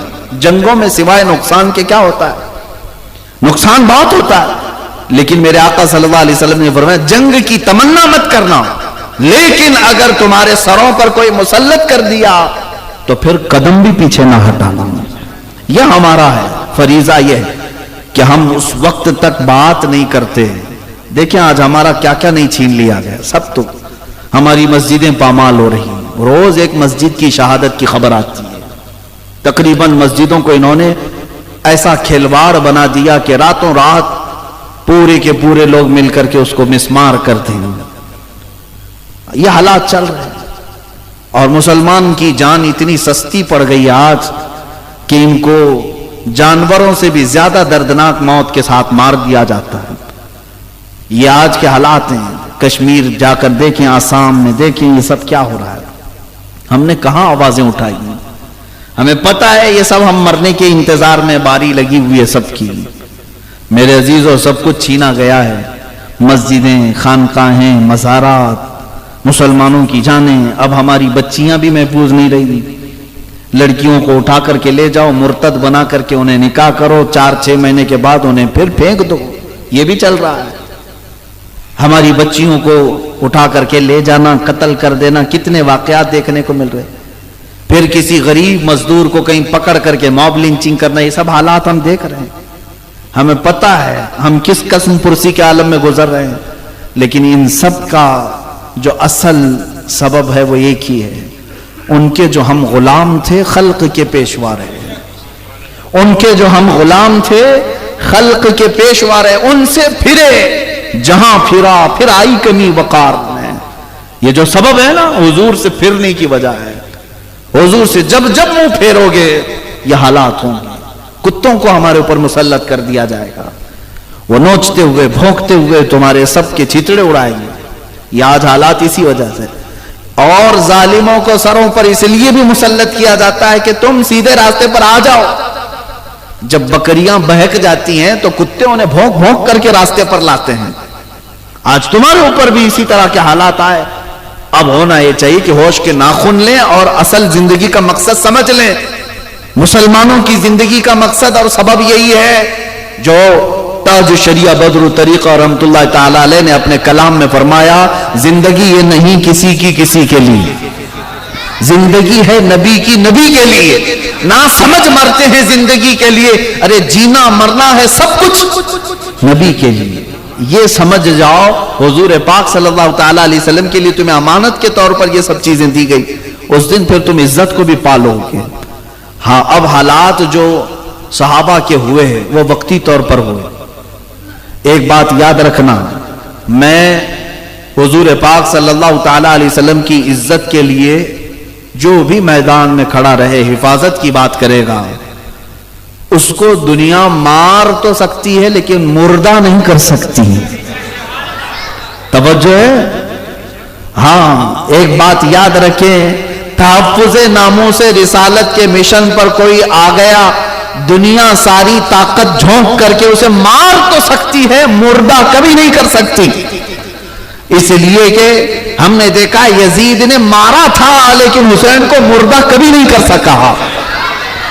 مردہ ہونا اور ہے، مار دینا اور ہے۔ ہمارے ہاں تو عقیدہ یہ ہے، اسلام زندہ ہوتا ہے ہر کربلا کے بعد۔ جس دن ہماری گردنیں کٹی جائیں گی، مر تو جائیں گے لیکن ان کو مردہ نہیں کہا جائے گا، مردہ نہیں ہے۔ اللہ ان کی حیات کی بشارت قرآن میں دے رہا ہے۔ عزیزان گرامی وقار، صحابہ کے کردار میں 2 مثالیں اور رکھ دیتا ہوں۔ حضرت خواتین کی بھی کردار ہے۔ سیدہ بی بی سمیہ رضی اللہ تعالیٰ عنہ، یہ گھر گھر جاتی تھی پیغام مصطفیٰ لے کر کے۔ یہ مکہ کی گلیوں میں، جب ابھی زندگی بڑی کٹھن تھی، کھل کر کے نماز نہیں پڑھ سکتے تھے، اس وقت کی بات ہے، حضرت سیدہ سمیہ مشرکین کے گھروں میں جاتی اور حضور کی محبت انہیں پلا کر کے آتی تھی۔ یہ بات کبھی ان کو برداشت نہیں ہوتی۔ ابو جہل نے ایک مرتبہ حضرت سمیہ کو گرفتار کروایا اور بیچ چوراہے میں ان کو گھوڑے کے پیروں سے باندھا گیا۔ ان کے دونوں ہاتھ آگے سے، ان کے پیر پیچھے کے پیروں سے گھوڑے کے باندھ کر گھوڑے کو دوڑایا گیا۔ گھوڑا دوڑتا تھا، ان کی ہڈیاں سرکتی تھیں، ان کی ہڈیاں توڑ دی گئیں اور اس کے بعد ان کی شرمگاہ پر نیزہ مار کر انہیں شہید کیا گیا۔ دردناک شہادت۔ اور اسلام میں شہادت پانے والی سب سے پہلی خاتون سیدہ سمیہ کس نام پر ماری گئی؟ نام مصطفیٰ پر، حضور کی عزت پر۔ اور حضرت یاسر جو حضرت سمیہ کے شوہر تھے، ان کا حال یہ تھا کہ ان کو مشرکین پکڑ کر کے کوئلے جلا کر اس میں الٹا لٹا دیتے تھے۔ میرے آقا صلی اللہ علیہ وسلم سامنے سے گزر رہے تھے اور میرے آقا نے یہ جملہ بھی فرمایا، یا نارو کونی بردن و سلامن علی یاسر، جو اللہ نے فرمایا تھا اے آگ ٹھنڈی ہو جائے ابراہیم پر، میرے آقا نے حضرت یاسر کے لیے کہا تھا اے آگ ٹھنڈی ہو جا میرے یاسر پر. وہ حالات بھی صحابہ کے تھے, حضور سامنے ہوتے اور ان کے چہتے دیوانے آگ پر بھی لیٹ جایا کرتے. لیکن بات ایسی تھی کہ حضرت خبیب ابن عدی ایک صحابی, ان کو پکڑ کر کے مشرکین نے پکڑ سے ناخن کھینچ دیے, کو ایک کھمبے سے باندھ دیا. مکہ کے اوباش اور بدماش لڑکوں سے کہا پتھر مارو اس کو, پتھر مارتے رہے. حضرت خباب اسی طرح سے مارے گئے. ان میں سے ایک صحابی سے مشرکین نے یہ کہا تھا کیا یہ اچھا ہوتا تمہاری جگہ محمد ہوتے اور تم آرام سے لیٹے ہوتے. اس صحابی کو جلا لایا. اس وقت انہوں نے کہا, کچھ عربی کے اشعار بھی ہیں جو شعر کہے تھے انہوں نے اپنی موت سے پہلے. وہ کہتے ہیں کہ خبردار, تم کہتے ہو اس جگہ محمد ہوتے, میں ابھی اپنے جسم کی 1000 ٹکڑے برداشت کر سکتا ہوں, لیکن مصطفیٰ کے تلووں میں کانٹا چبھے یہ بھی مجھے گوارا نہیں. وہ صحابہ تھے. یہ تحفظ ناموس رسالت ہے. میرے عزیزو, یہاں صرف اور صرف اگر ہم بات کریں نعروں کی یا دکھاوا کریں تو یاد رکھو قیامت کے دن اس کا بھی حساب ہونا ہے. اور اگر دل کی گہرائیوں کے ساتھ اور اخلاص کے ساتھ بات کرو گے انشاءاللہ دنیا میں بھی اس کی جزا ہے اور آخرت میں بھی جزا ہے.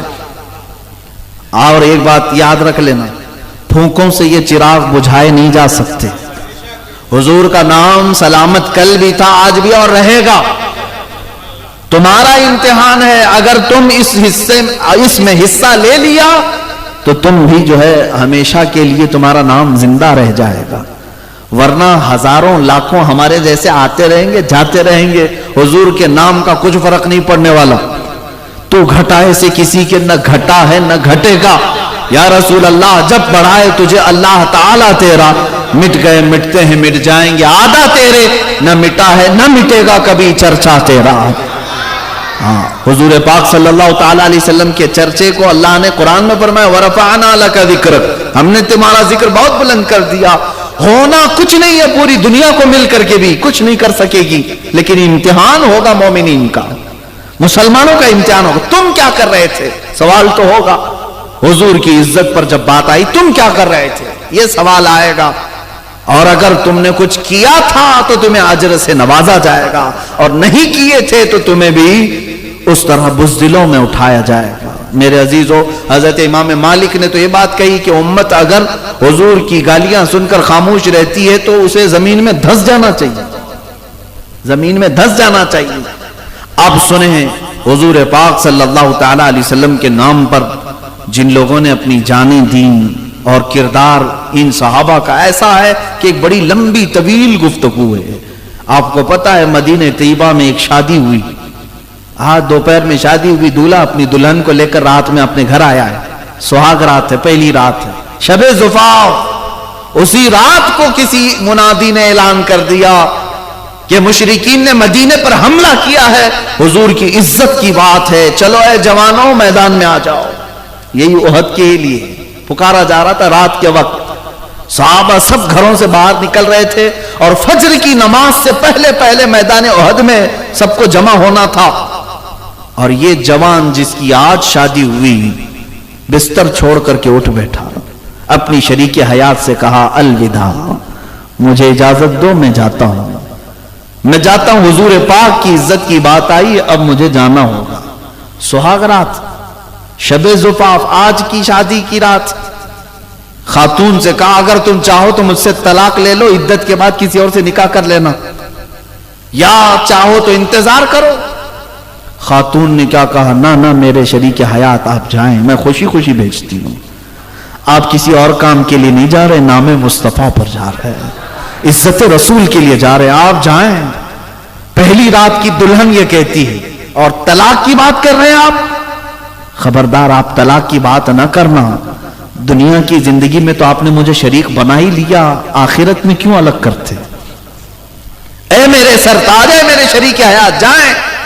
اگر آپ صحیح سلامت واپس آ گئے تو میں غازی کی بیوی کہلاؤں گا, اور اگر نہیں آ سکے تو کوئی میرے لیے فکر کی بات نہیں, فخر سے شہید کی بیوہ تو کہلاؤں گی, میرے پاس وہ بھی فخر ہوگا. یہ جوان اسی حالت میں دوڑتا ہوا میدان احد میں آ گیا، فجر کی نماز سے پہلے صفوں میں کھڑا ہو گیا. اور جب جنگ شروع ہوئی تو ایسی گھمسان کی جنگ تھی، دوپہر سے پہلے پہلے جو حالات وہاں پیدا ہوئے میدان میں، کئیوں کی شہادت ہوئی، اس میں اس جوان صحابی حضرت حنظلہ کی بھی شہادت ہو گئی، شہید ہو گئے. پہلی رات کا دولہ میدان میں شہید ہوا ہے. لیکن میرے عزیز و شام کے وقت جب لاشیں اٹھائی جا رہی تھی، صحابہ کہتے ہیں ہم نے حنظلہ کو شہید ہوتے ہوئے تو دیکھا لیکن لاش نہیں مل رہی تھی، کہیں نہیں مل رہی تھی. حضور پاک سے شکایت کی کہ یا رسول اللہ صلی اللہ علیہ وسلم، حنظلہ کی لاش کہیں نظر نہیں آتی. حضور پاک نے آسمان کی طرف دیکھا اور پھر فرمایا جاؤ فلاں جگہ پر اس کی لاش ہے.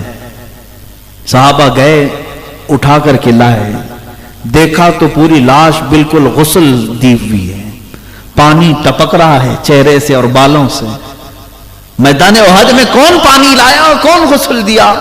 حضور پاک کے پاس وہ لاش جب لائی گئی، جوان دولہے کی لاش، حضور پاک سے صحابہ نے پوچھا آقا اس کو نہلایا کس نے؟ میرے آقا نے فرمایا اس کو تھوڑی دیر کے لیے اللہ کے فرشتے لے گئے تھے، جنت کے پانی سے میرے حنظلہ کو انہوں نے غسل دیا. اب سوال یہ ہوتا ہے کہ شریعت کا مسئلہ ہے کہ جو شہید ہے اس کو غسل نہیں دیا جاتا، جس حالت میں وہ شہید ہوا اسی حالت میں اسے دفن کیا جاتا ہے، انہی کپڑوں میں. یہ شہید کا اعزاز ہے. ہم اور آپ اللہ تبارک و تعالی شہادت عطا فرمائے. شہید کا یہ اعزاز ہے کہ وہ جن کپڑوں میں، اوروں کے لیے وہ حکم ہے کہ دنیا کے کپڑے چھوڑ دو، اللہ کے پاس آنا ہے تو کفن پہن کے آؤ، لیکن شہید کے لیے یہ ہے اعزاز کہ جو کپڑے تو پہنا ہے اسی میں اللہ کے پاس آ. اور غسل بھی نہیں.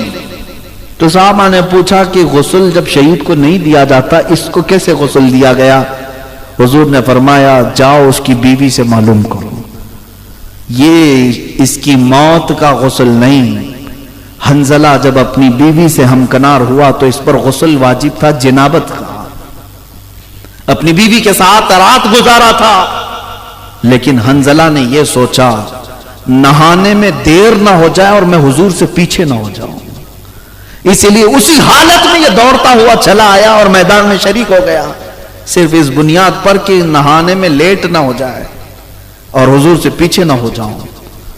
اور اس حالت میں یہ آیا اور شہید بھی ہو گیا. تو جو اللہ کے ملائکہ نے اسے غسل دیا وہ موت کا نہیں، وہ جنابت کا غسل ہے، جن کا لقب غسیل الملائکہ ہے. میرے عزیزو یہ مثالیں کہاں سے لا سکو گے؟ ہم اپنے اچھی خاصی راتیں اور اچھے خاصے وقت نہیں دے سکتے. شادی کی رات تو بہت دور کی بات ہے. کون ہے جو آج میرے مصطفیٰ کے نام پر راتیں قربان کرتا ہو؟ وہ نبی رحمت ہیں جو ہر رات ہم سب کے لیے دعائے مغفرت کیا کرتے. آج ہم میلاد کی شب میں یا پھر میلاد کے مہینے میں رات میں بیٹھ کر حضور کو یاد کر لیں تو آپ کیا سمجھتے ہیں ہم نے ان کا حق ادا کر دیا؟ قسم خدا کی حضور پاک کی آنکھوں سے نکلے ہوئے ایک آنسو کے قطرے کا بھی حق نہیں ادا ہو سکے گا. لیکن پھر بھی لوگ یہ آئیں کائیں کرتے رہتے. ہمارے پاس ٹائم نہیں ہے مولانا، وقت نہیں ہے. جو کچھ کرنا ہے وہ ہمیں دکان میں کرنا پڑتا ہے، جاب میں کرنا پڑتا ہے. تمہیں پتہ نہیں جو کچھ تم کھا رہے ہو سب رسول کا صدقہ کھا رہے ہو. حضور پاک صلی اللہ تعالی علیہ وسلم کے نام کا ہے تمہارے پاس جو کچھ بھی ہے. اور جب رب تبارک و تعالی ناراض ہو جائے، غضبناک ہو جائے، ہر چیز سے تمہیں ننگا کر دیا جائے گا، کہیں کے نہیں رہ سکتے. حضور کے نام کا کھاتے ہیں، حضور کے نام کا پیتے ہیں، حضور کے نام کا پہنتے ہیں، اور پھر حضور کی بات آئے تو ہم کہتے ہیں ٹائم نہیں، اپنے پاس وقت نہیں ہے.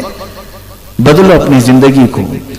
صحابہ اکرام رضوان اللہ تعالی علیہ مجمعین کے جو کردار ہے، اللہ ان میں سے ایک جھلک بلکہ ایک قطرہ بھی ہمیں عطا فرمائے، ہماری زندگی کی معراج ہو جائے.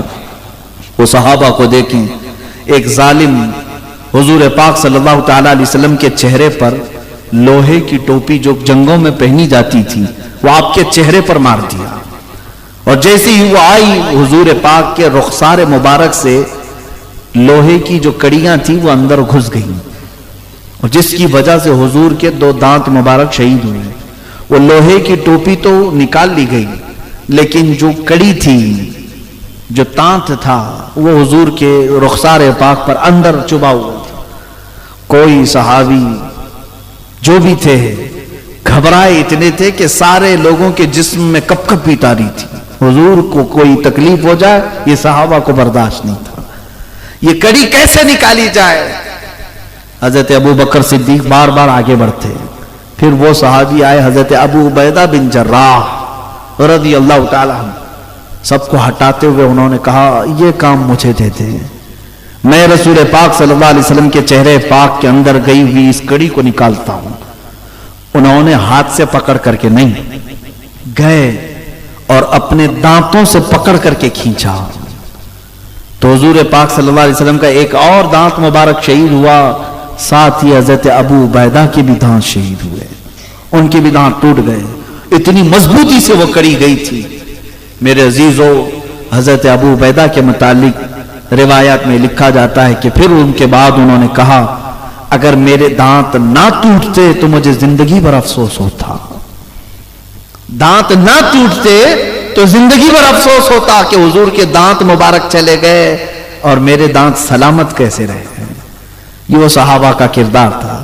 جب مشرکین مکہ نے حضور کا سوشل بائیکاٹ کیا تھا، 3 سال تک حضور سے سارا انہوں نے بائیکاٹ کر رکھا تھا، پورے خاندان سے ان سے لین دین، خرید و فروخت، سلام کلام، ساری چیزیں بند کر رکھی تھی، اور 3 سال ایسے گزرے میرے آقا صلی اللہ علیہ وسلم کے شعب ابی طالب میں کہ جس وقت ان کے ہاں کھانے کی کمی ایسی تھی کہ پتے کھائے گئے اور چمڑے کو پانی میں ابال کر کے کھائے گئے مکہ میں۔ اور حضرت سعد رضی اللہ تعالیٰ عنہ مدینے میں رہنے والے صحابی، حضور پر وہ پہلے ہی اسلام لا چکے تھے، جب ان کو یہ خبر ہوئی نا کہ مکہ والوں نے حضور کا سوشل بائیکاٹ کر رکھا ہے، حضرت سعد مدینے میں بیٹھ کر کے چمڑے پکاتے تھے اور کھاتے تھے، اور یہ کہتے یہ کیسے گوارا ہوگا کہ میرے آقا صلی اللہ علیہ وسلم پر فاقہ چل رہا ہو اور میں گھر میں گرم گرم روٹیاں توڑ رہا ہوں۔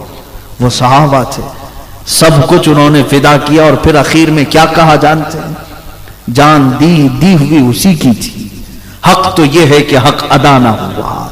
حضرت ابو قتادہ کے بارے میں کہتے کہتے رک گیا تھا۔ حضور پر جب تیر برسائے جا رہے تھے تو یہ ڈھال بن کر کھڑے تھے، ان کے جسم پر وہ ڈھال بننے کی وجہ سے کتنے تیر آئے معلوم؟ 80 تیر لگے تھے، لیکن وہ ہٹنے کو تیار نہیں تھے، حضور پاک کے سامنے سے ہٹنے کو تیار نہیں تھے کہ کوئی تیر حضور کی طرف نہ آ جائے۔ جسم پر 80 تیر گئے، یہاں تک کہ ایک تیر آیا حضرت ابو قتادہ کی سیدھے آنکھ میں چلا گیا، اور ان کی آنکھ کا ڈھیلا باہر آ گیا، آنکھ کی پتلی باہر آ گئی، لٹک گئی۔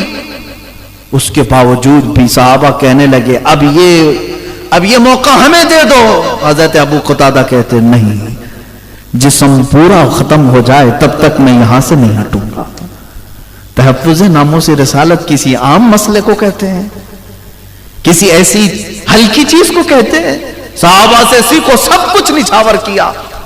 حضور پاک صلی اللہ علیہ وسلم نے خود ان کو بلایا حضرت ابو قتادہ کو کہ ہٹ جاؤ، اور حضور نے اپنے ہاتھ مبارک سے ان کی آنکھ کو اندر کیا اور اپنا لعاب پاک لگایا، آنکھ صحیح ہو گئی،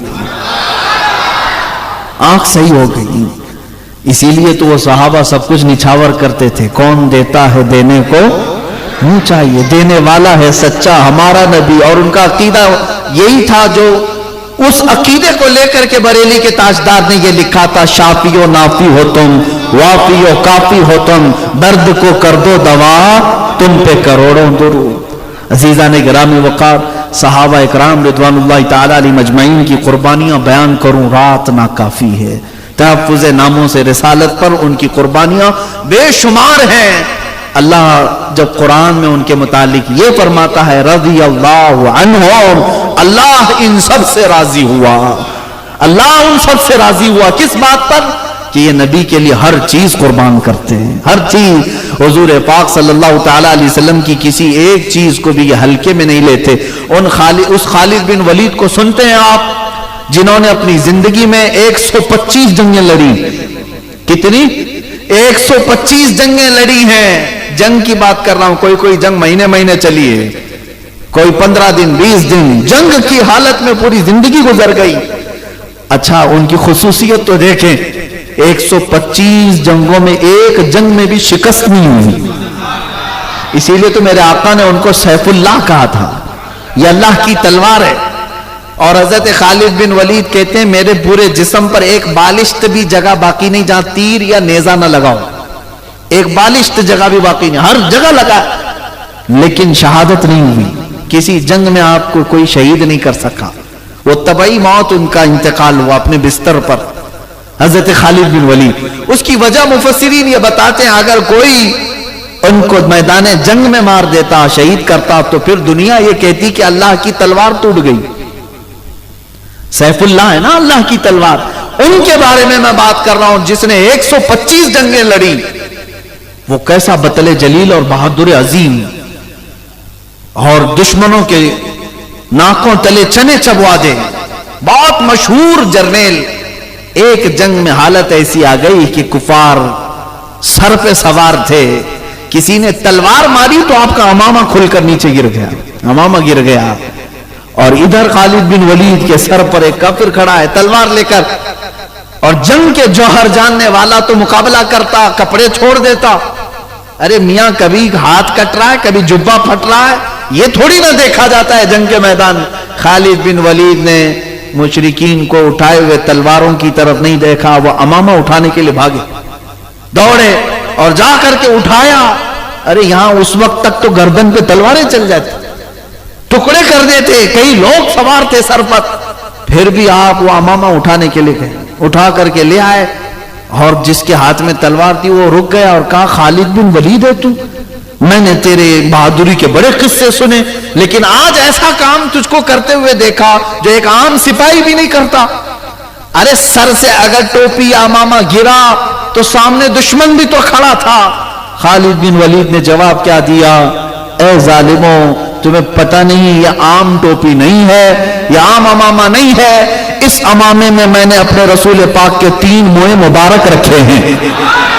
میرا یقین یہ ہے کہ جس جنگ میں بھی فتح ہوتی ہے وہ خالد بن ولید کی وجہ سے نہیں, رسول اللہ کے موئے مبارک کی وجہ سے. اور میں اپنی ساری چیزیں برداشت کر سکتا ہوں, لیکن رسول پاک کا موئے مبارک زمین پہ آئے یہ مجھے گوارا نہیں. میں اٹھانے کے لیے اپنی جان دے سکتا ہوں. 3 موئے مبارک اٹھانے کے لیے دشمنوں کے سامنے گردن دینے والا اللہ نے اسی کو سیف اللہ بنایا ہے. عزیزان گرامی وقار, حضور پاک صلی اللہ تعالی علیہ وسلم کی کسی بھی چیز کو صحابہ اکرام ہلکے میں نہیں لیتے. کبھی کسی ایک صحابی حضرت انس بن نزیر ہیں, باتیں لگی آ رہی ہیں, میں آپ کے سامنے عرض کر رہا ہوں اس لیے کہ میں نے شروع میں ہی کہا حضرت نے اور انتظامیہ نے مجھے یہ جو عنوان دیا یہ میری پوری زندگی کا عنوان, آپ کی پوری زندگی کا عنوان. حضرت انس بن نزیر حضور کے قریبی صحابی, رازدار بھی کہہ لیں, حضور ان کو ساتھ رکھتے. قباء کی مسجد میں نماز پڑھ کر کے حضور نکلے تھے, ایک خط آیا, کوئی قاصد خط لے کر کے آیا, مکہ والے جنگ کی تیاری کر رہے ہیں اور اس میں سب پوائنٹ لکھے ہوئے تھے. حضور نے حضرت انس کو دیا, ان کا گھر قریب میں تھا, مسجد قباء کے قریب. اکیلے میں بلایا, کہا انس یہ پڑھ کے سناؤ کیا کیا ہے. خط حضرت انس نے پڑھ کر کے سنایا, خط بند کر دیا. حضور نے فرمایا یہ راز ہے تیرے اور میرے بیچ میں, کسی کو خبر نہیں ہونی چاہیے, تیرے اور میرے بیچ میں یہ راز ہے. حضرت انس, اب دیکھو راز رسول کی حفاظت, اللہ اکبر, وہ صحابہ کا ہی کردار تھا. انہوں نے کہا یا رسول اللہ بس یہاں پر مہر بند ہو گئی. حضور صلی اللہ تعالی علیہ وسلم نکلے گھر کے باہر, انس بن نزیر کی بیوی گھر کے اندر تھی, آئی, پوچھا کیا خط آیا ہے مکہ سے. کہا تجھے کیسے خبر, کہا بتاؤ تو صحیح کیا پیغام ہے. حضرت انس نے کہا کچھ بھی نہیں ہے, خبردار اس سلسلے میں بات مت کرنا, اس سلسلے میں مجھ سے گفتگو بھی مت کرنا. اپنی بیوی کو کہہ رہے. بیوی نے کہا انس جو مضمون تم نے رسول اللہ کو سنایا میں نے پورا سن لیا, میں نے پورا سن لیا. حضرت انس اب اتنے جلال میں آئے کہ سیدھے اپنی بیوی کی گردن پکڑ لی, گردن پکڑ لی. کہا اب تیرا فیصلہ میں رسول پاک کے پاس کروں, کیونکہ میں یہ نہیں چاہتا کہ میں رسول اللہ کے راز کی افشا کرنے والے یا حفاظت نہ کرنے والوں میں اٹھایا جاؤں. اس سے پہلے اگر میرے مصطفیٰ نے فرمایا تو تیری گردن دبا دوں گا. اپنی بہت چہیتی بیوی, قریبی بیوی تھی, गर्दन पकड़ करके ही बाहर लेकर आए। हुजूर अभी करीब में थे, रसूल पाक सल्लल्लाहु अलैहि वसल्लम की बारगाह में आए, कहा या रसूल अल्लाह मुझ गरीब को माफ कर दें, जो खत आपने राज फरमाया था वो मेरी बीवी ने दीवार पीछे से सुन लिया। रसूल पाक सल्लल्लाहु अलैहि वसल्लम ने एक नजर उसकी तरफ देखी, हजरत अनस उसकी गर्दन छोड़ने को तैयार नहीं, किसी हालत में गर्दन छोड़ने को तैयार नहीं। बीवी हो तो हो, लेकिन मेरे नजदीक रसूलुल्लाह का राज अहम है।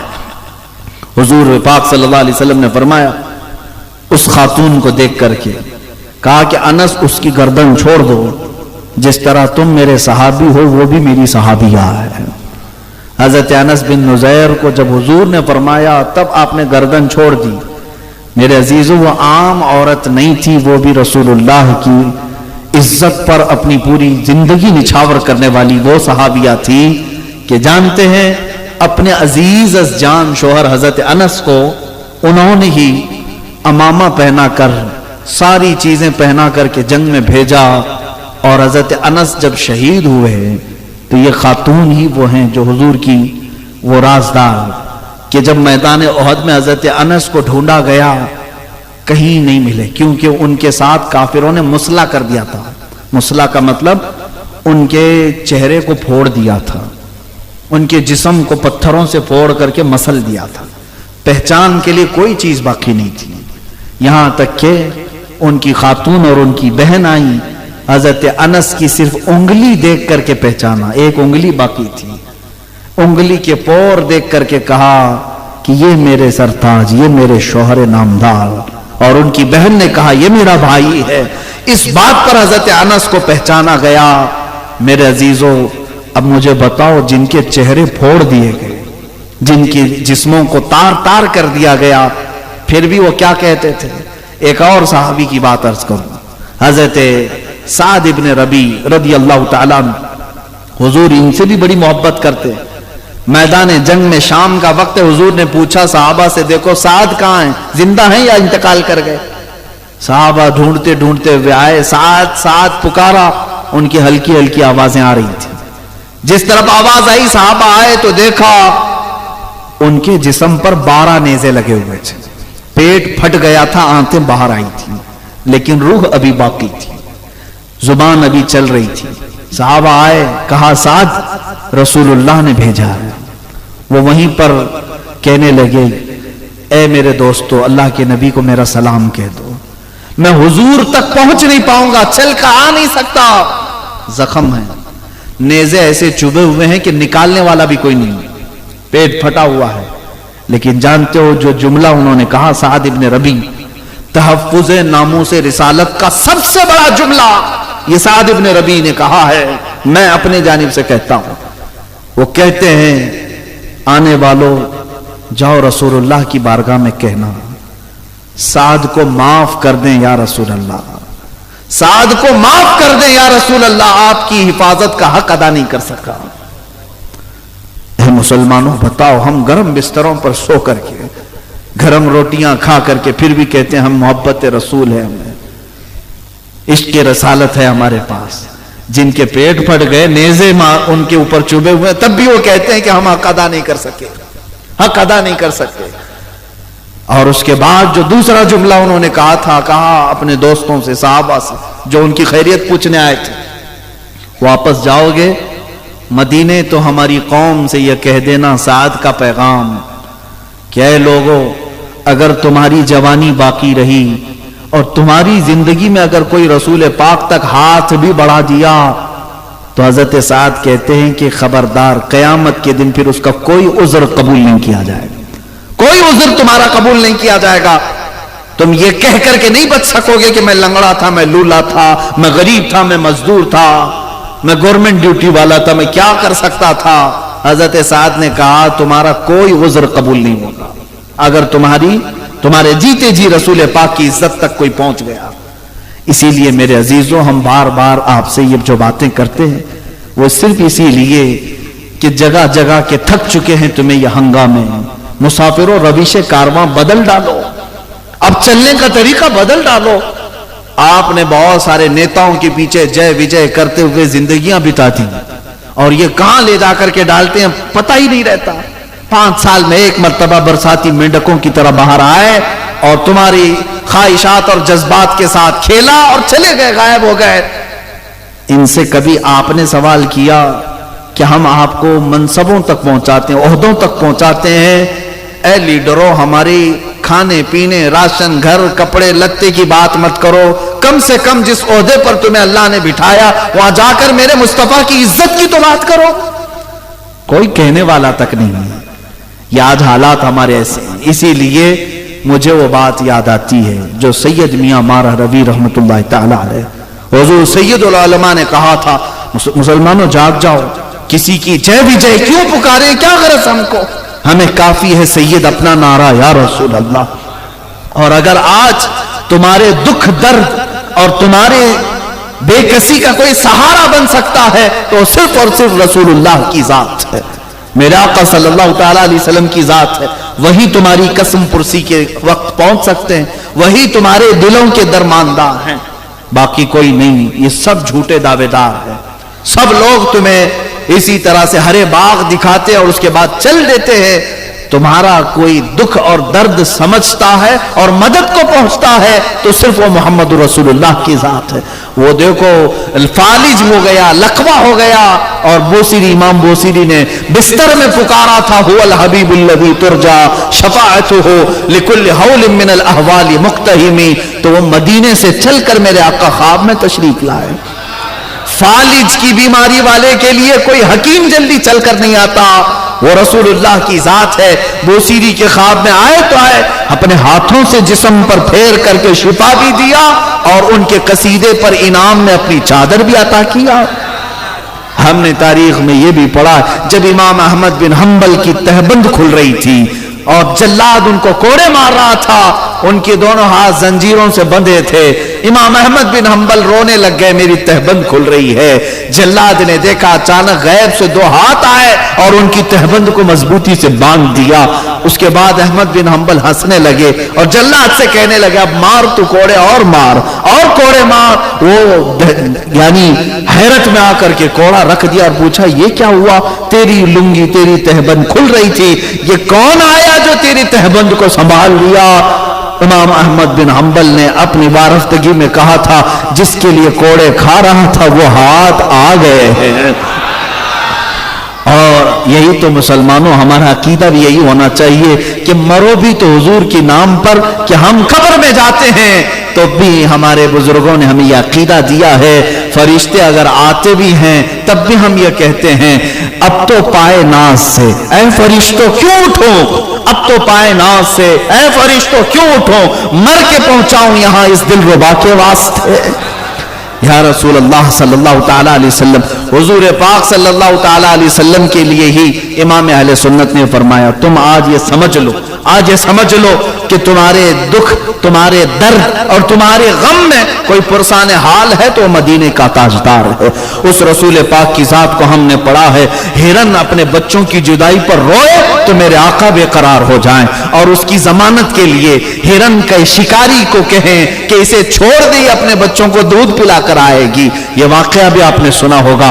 حضور منبر پر خطبہ دے رہے تھے، وہ لکڑی جس کو حضور پکڑ کر کے خطبہ دیتے تھے اسے چھوڑ دیا، لکڑی نے رونا شروع کیا، حضور خطبہ چھوڑ کر کے آ گئے، اس لکڑی کو اٹھایا سینے سے لگایا. وہ رسول محتشم صلی اللہ علیہ وسلم ہرن کے رونے کو برداشت نہیں کر پاتے، لکڑی کا رونا نہیں دیکھ سکتے. تم تو امتی ہو، میرے مصطفیٰ کے غلام ہو، ایک بار اگر ان کے دربار سے وابستہ ہو گئے تو پھر دیکھنا جس رات کو بھی تم پکارو گے میرے آقا کو وہ آقا ضرور تمہارے اپنے دیدار سے مشرف کریں گے.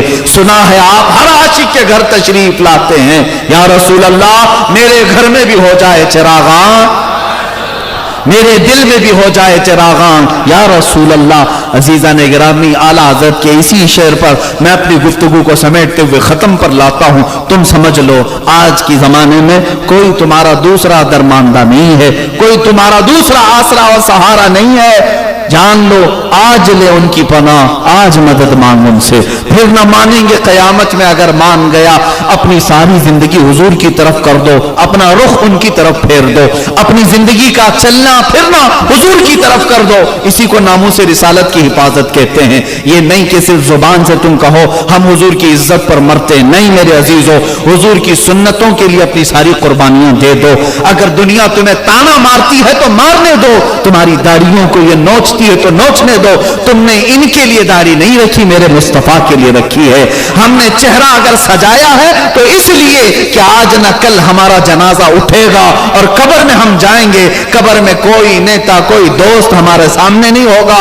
अगर आज दुनिया तुम्हें छोड़ देती है सुन्नतों की बुनियाद पर तो छोड़ने दो, सारी दुनिया रूठ जाए, अल्लाह का नबी तुम्हारा हो जाए, बस इतनी जिंदगी काफी है।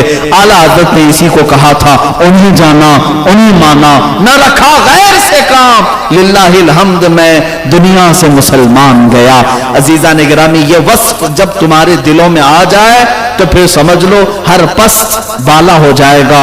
इकबाल कहता है, कुव्वत इश्क से हर पस्त को बाला कर दे, दहर में नाम मोहम्मद से उजाला कर दे।